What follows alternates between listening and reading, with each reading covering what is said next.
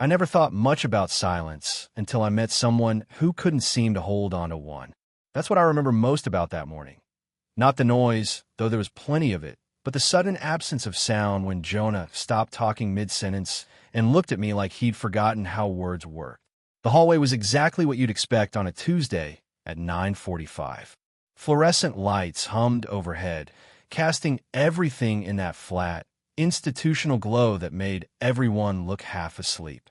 Lockers slammed in rhythm with footsteps, metal on metal, punctuated by bursts of laughter from people who'd clearly had more coffee than I had.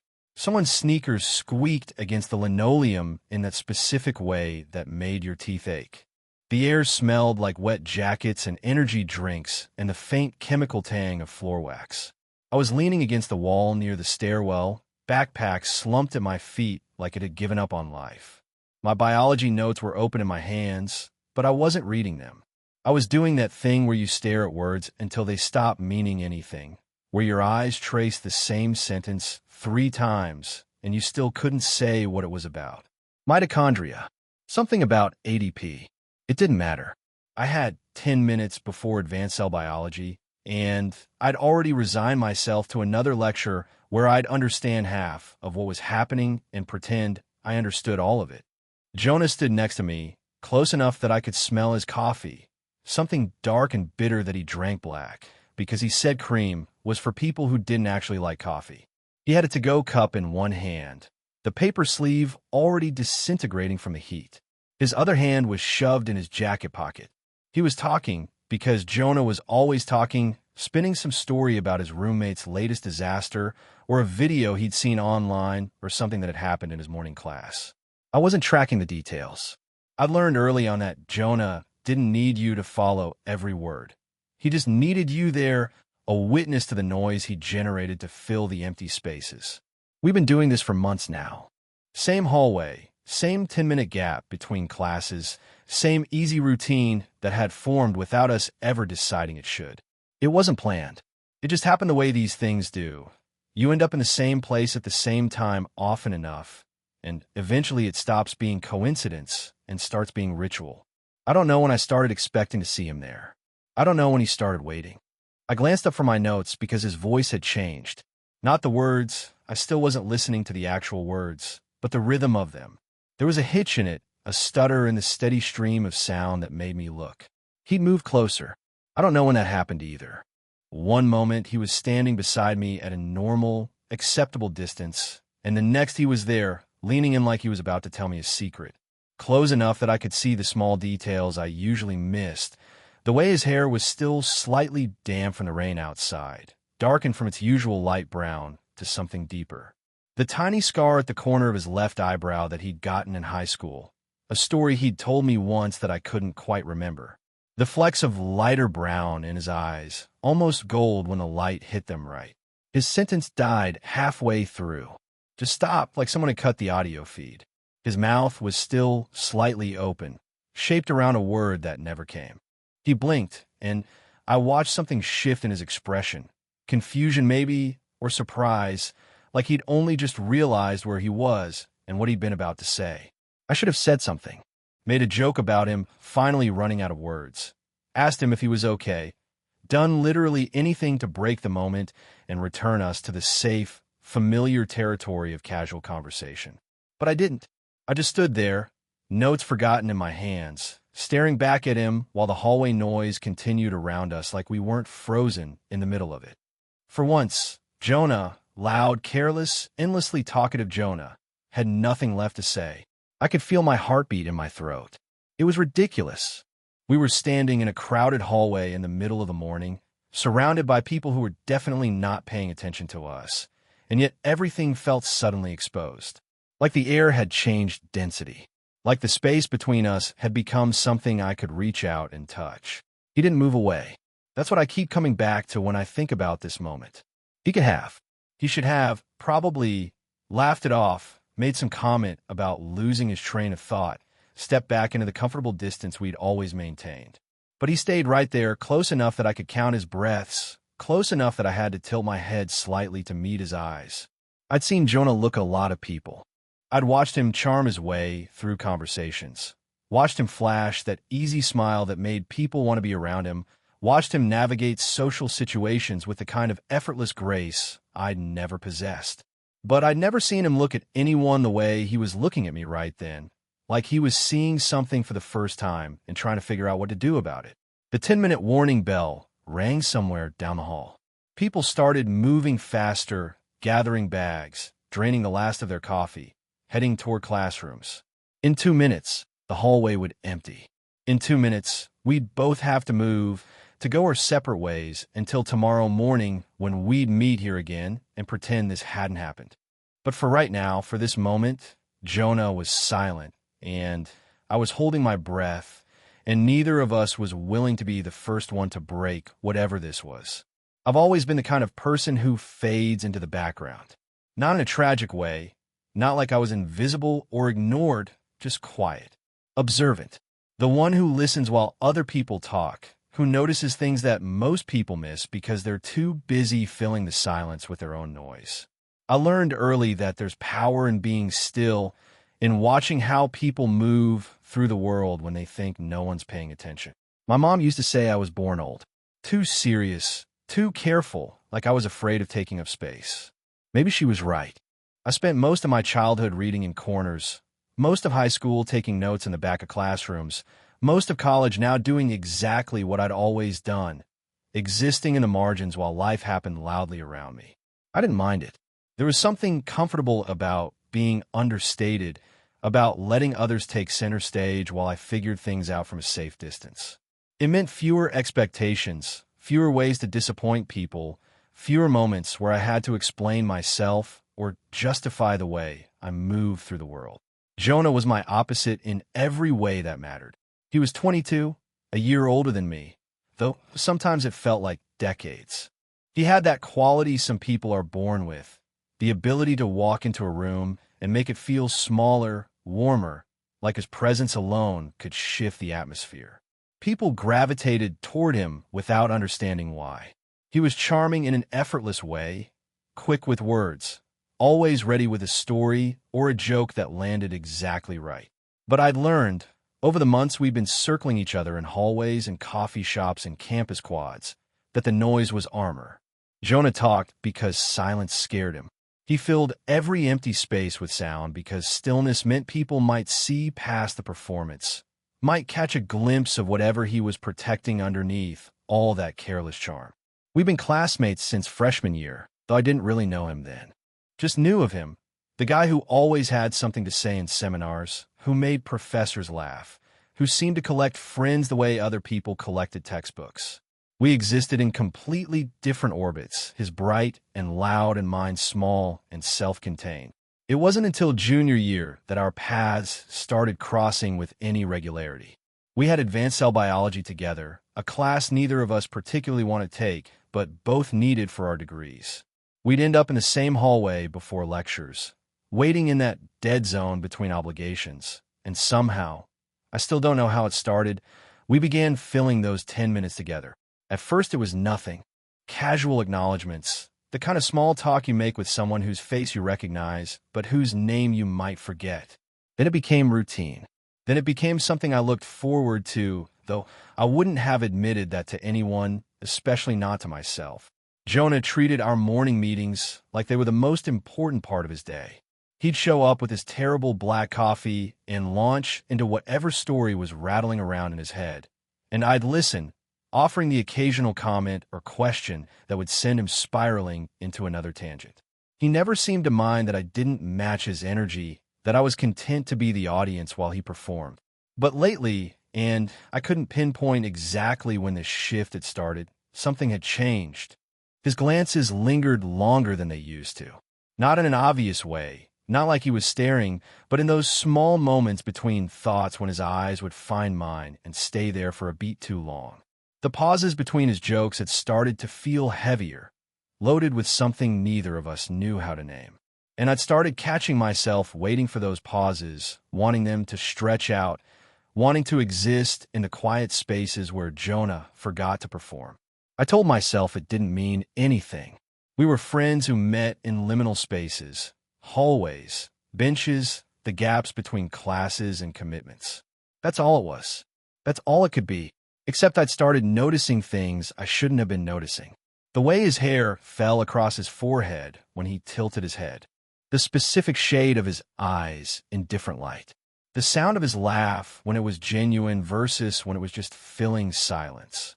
The way he'd touch my arm sometimes when he was making a point, casual and brief, like it was nothing. I'd started staying up later than I should, lying in bed and replaying conversations, analyzing tone and word choice like they were texts that needed decoding. I'd started taking different routes across campus, just in case I might run into him between classes. I started feeling something tighten in my chest when I saw him talking to other people with that same easy warmth, and I hated that I felt it, hated that I couldn't seem to control it. This was dangerous territory. I knew that. I'd spent 21 years learning how to be careful, how to protect myself, how to want things quietly enough that no one else would notice. I was good at restraint, but Jonah made me want to be reckless, and that scared me more than anything else. It started on a Thursday morning that felt like every other Thursday morning, which is maybe why I didn't see it coming. The campus cafe was crowded, humid with the press of bodies and the hiss of espresso machines.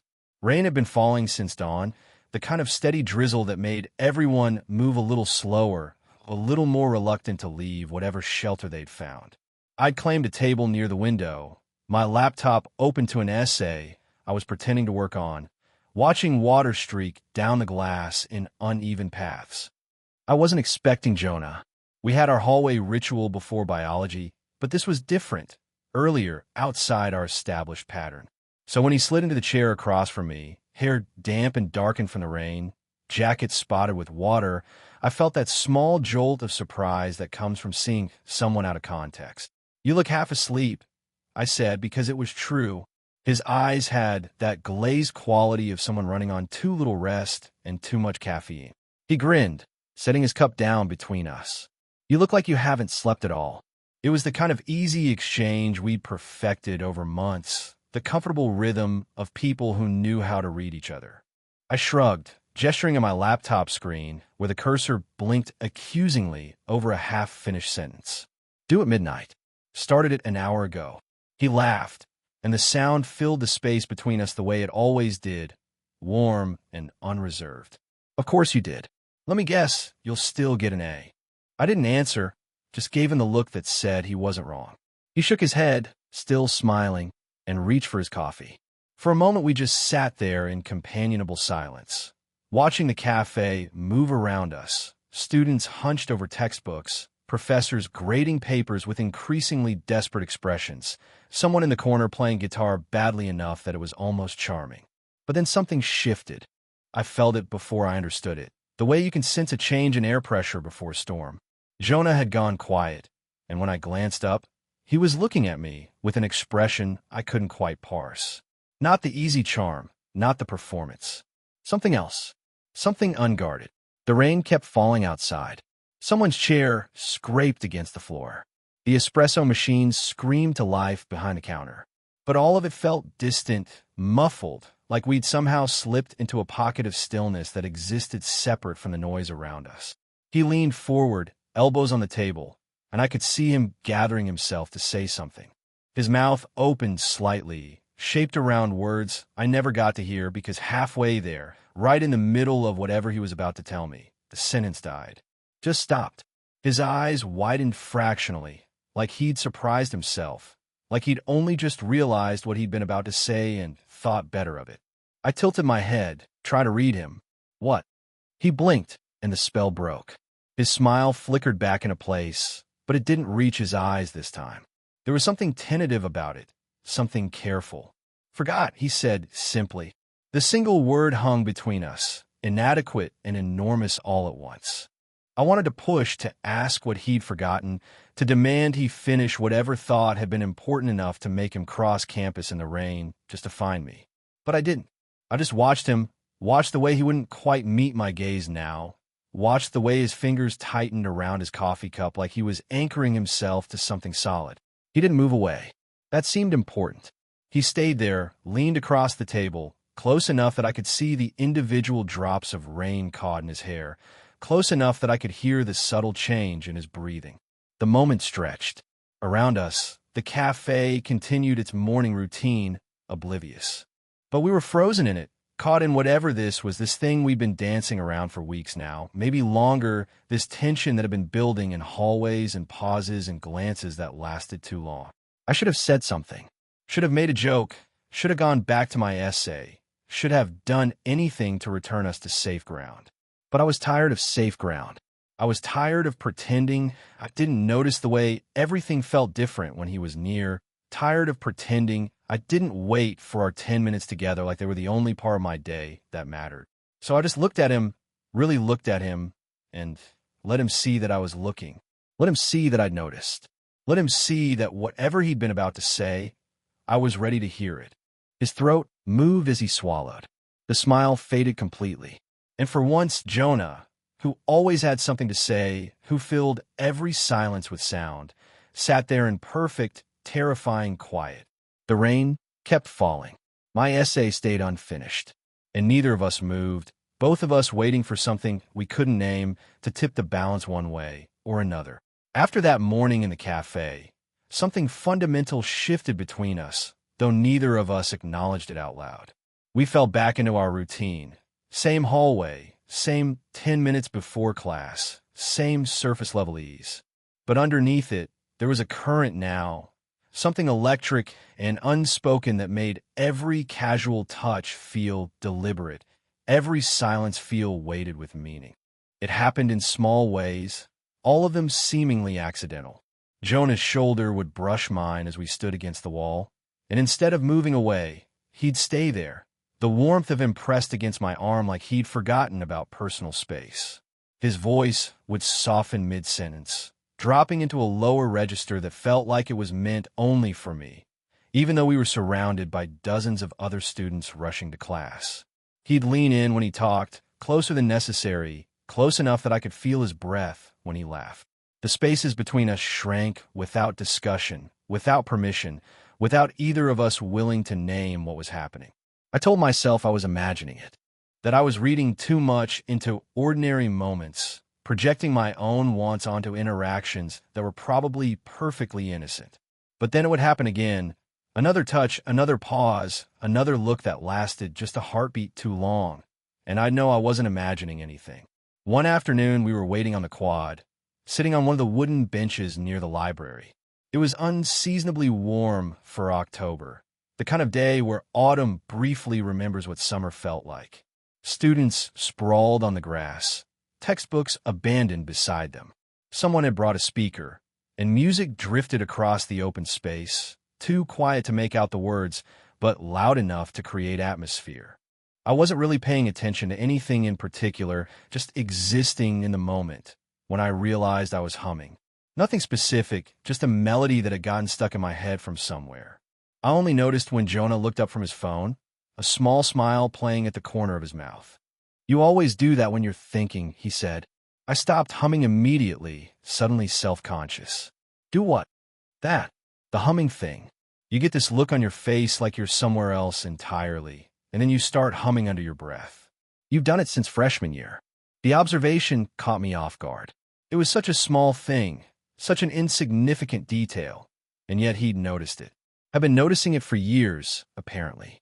I felt something warm unfold in my chest, dangerous and hopeful. I shrugged, trying to play it off as nothing. "You always talk too much when you're nervous." The words came out before I could stop them, more honest than I'd intended. I watched Jonah's expression shift, watched something flicker behind his eyes, recognition, maybe, or acknowledgement of a truth we'd both been avoiding. He laughed, but it was different from his usual laugh. Quieter. The sound didn't reach his eyes, didn't fill the space around us the way it normally did. "Guess I'm nervous now," he said softly. The admission hung in the air between us, fragile and significant. My heart was beating too fast. I could feel the sun warm on my face, could hear the distant music and voices, could sense the world continuing around us while we sat frozen in this moment that felt separate from everything else. "Then stop pretending you're not," I said. I don't know where the words came from. I'd spent my entire life being careful, being quiet, protecting myself by never asking for more than people were willing to give. But something about Jonah made me want to be brave, made me want to push past the careful distance, I'd always maintained. He went still beside me. I could feel him looking at me, could sense the weight of his attention, but I kept my eyes forward, staring at the grass and the scattered students and anything else that wasn't his face. If I looked at him now, if I saw whatever expression he was wearing, I might lose my nerve entirely. "Reese," he said, and my name and his voice sounded different somehow. Serious. Real. I forced myself to turn, to meet his gaze. His eyes were wide, unguarded in a way I'd never seen before. The charm was gone. The performance had fallen away. This was just Jonah, raw and uncertain, looking at me like I was something he was trying to figure out how to hold without breaking. The quad hummed with afternoon life around us. Somewhere, someone was laughing. The music changed to something slower.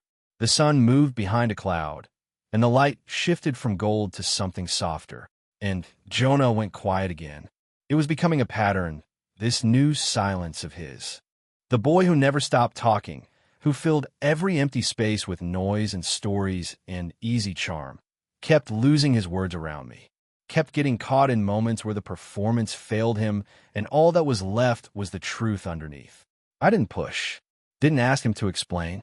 I just sat there beside him, our shoulders touching, and let the silence stretch out between us like a bridge waiting to be crossed. The days that followed felt like standing on the edge of something I couldn't see clearly. Every interaction with Jonah carried weight now. Every word measured against the silence we kept dancing around. We were both waiting, I think, for the other person to name what was happening between us, neither of us brave enough to be the first. Class ended on a Wednesday afternoon, one of those lectures that dragged on past its scheduled time while the professor finished a thought that could have been an email. I gather my things slowly, watching other students file out in clusters, their voices echoing in the emptying hall. I had nowhere urgent to be, no next class or obligation pulling me forward, so I took my time. When I finally made it outside, the October air hit me with that particular crispness that meant autumn was settling in for real. The leaves had turned while I wasn't paying attention. The maples outside the science building burning gold and orange against a sky that was more gray than blue. I found a spot under one of the larger trees, dropped my bag beside me, and leaned back against the trunk. I didn't expect company. I was just existing in the moment, watching campus life move around me, thinking about the essay I needed to finish and the exam next week, and all the mundane obligations that filled a college student's life. Thinking about anything except the one thing that had been occupying most of my thoughts lately. I heard him before I saw him. Footsteps on fallen leaves, that particular rhythm I'd learned to recognize without trying. When I looked up, Jonah was standing a few feet away, backpack hanging from one shoulder, hands shoved in his jacket pockets. He looked uncertain in a way that didn't suit him, like he wasn't sure if his presence was welcome. I didn't say anything, just shifted slightly to make room, and he took it as the invitation it was. He dropped his bag beside mine and slid down to sit next to me, close enough that our shoulders touched. For a moment we just sat there, watching the campus move through its afternoon routine. Students cutting across the quad. A professor on a phone call, pacing back and forth. Someone on a bike weaving through the pedestrian traffic with more confidence than skill. Then Jonah sighed, a long exhale that sounded like he'd been holding his breath for hours. You ever feel like you're about to say something that'll change everything? His voice was soft, almost drowned out by the rustle of leaves overhead. I kept my eyes forward, watching a girl in a red jacket stop to take a photo of the trees. All the time, I said, it was true. I'd spent weeks, maybe months, holding back words that felt too big to speak out loud, carrying them around like stones in my chest. Every time Jonah leaned close, every time his voice softened, every time silence fell between us and neither of us rushed to fill it, I felt those words pushing against my teeth, demanding to be said. Jonah nodded slowly, like my answer meant something. That's why I keep forgetting what I mean to say, he murmured. I turn to look at him then, really look at him. His profile against the autumn light, the tension in his jaw, the way he was staring at some fixed point in the distance like it might hold answers he desperately needed.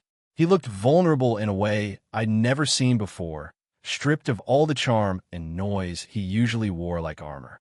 Maybe you already said it, I told him. The words came out steadier than I felt. My heart was pounding so hard I was sure he could hear it, sure the entire campus could hear it. This was the moment I realized.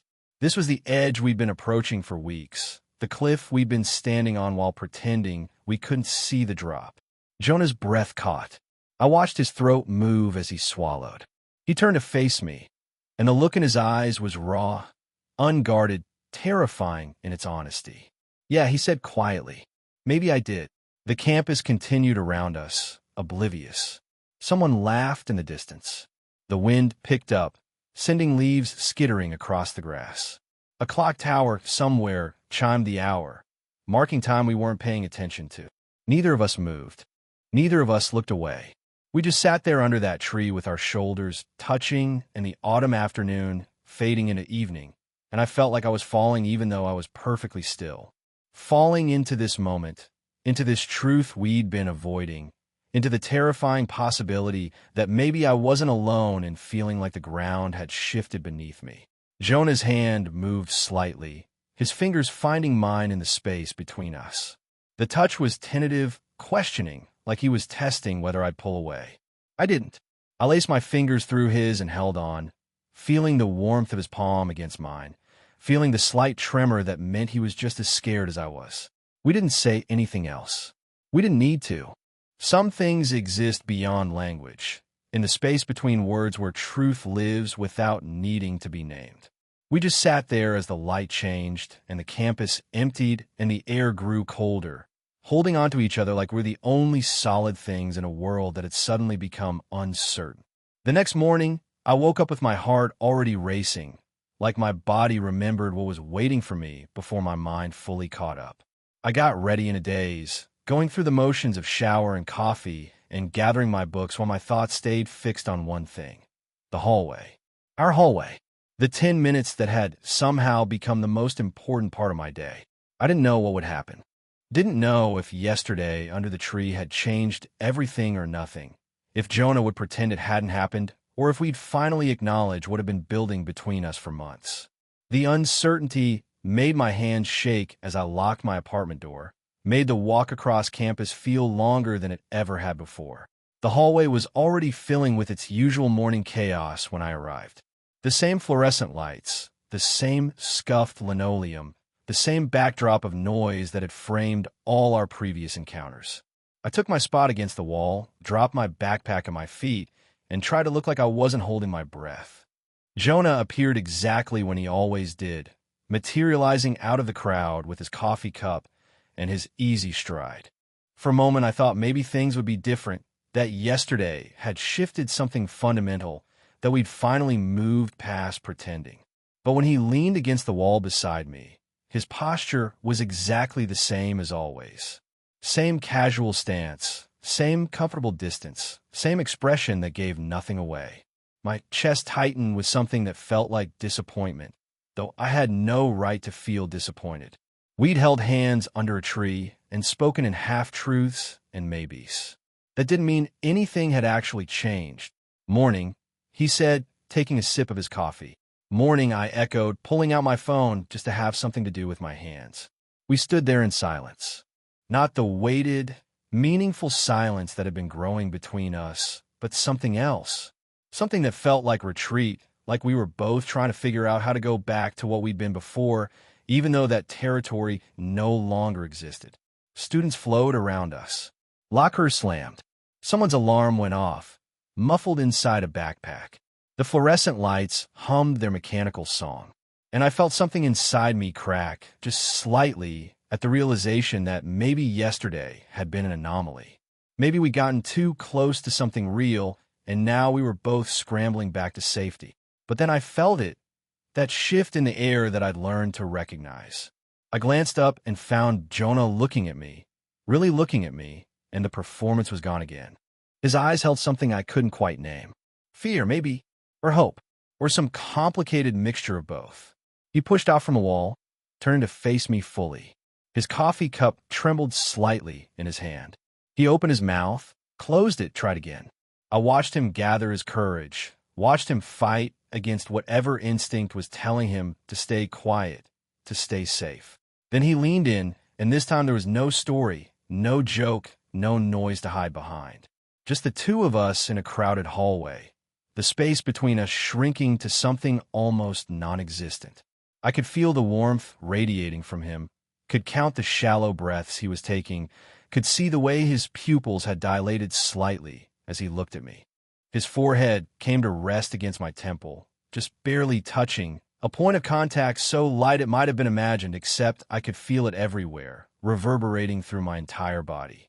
We stood like that, frozen, while the world continued around us, and time seemed to slow to something syrupy and thick. My voice came out as barely a whisper, so quiet I wasn't sure he'd hear it over the hallway noise. "You gonna forget again?" I felt more than heard his response. A small huff of breath that might have been a laugh if either of us could manage something that light. "Not this time," he murmured, and his voice was rough, unsteady, nothing like the easy charm I was used to. And then he closed the space between us. It wasn't dramatic.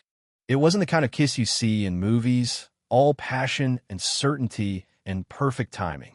It was small and careful and terrifying, his lips barely brushing against mine.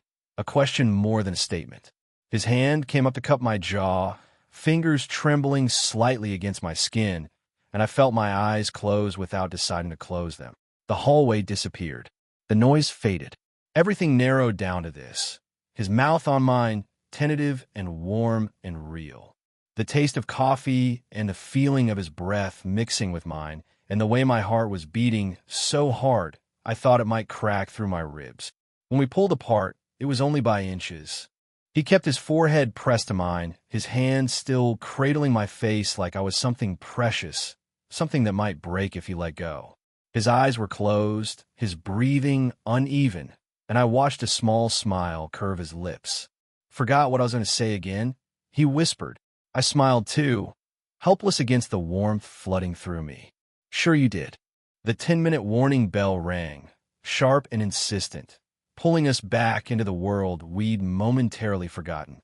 Around us, the hallway began its familiar migration toward classrooms, students peeling off in different directions, last conversations wrapping up mid-sentence. But we stayed where we were, still close enough that I could feel Jonah's breath, still connected by the small space we'd finally crossed. He stepped back first, slowly, like he was reluctant to put distance between us. His hand lingered on my jaw for a moment before falling away, and I felt the loss of that touch like a physical thing. But when I looked at his face, I saw something I hadn't seen before, certainty.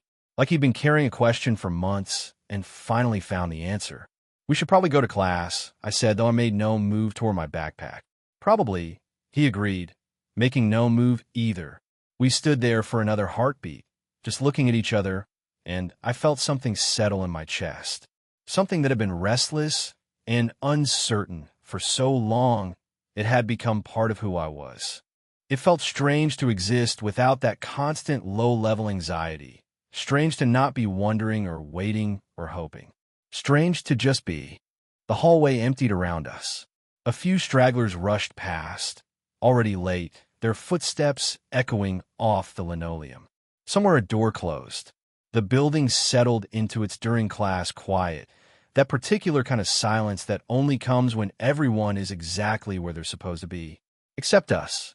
Jonah bent down and picked up his backpack, slinging it over one shoulder. Then he picked up mine and held it out to me, a small smile playing at the corners of his mouth. "Come on," he said. "If we're late together, it doesn't count as being late." I took the backpack from him, my fingers brushing his in the exchange. "Pretty sure that's not how it works." He shrugged, that easy charm sliding back into place, but it was different now. Lighter, less like armor and more like just part of who he was. Worth a shot. We walked to class together, and when his hand found mine in the empty hallway, I didn't pull away. I laced our fingers together and held on, feeling the rightness of it, the way something that should have been terrifying felt instead like coming home.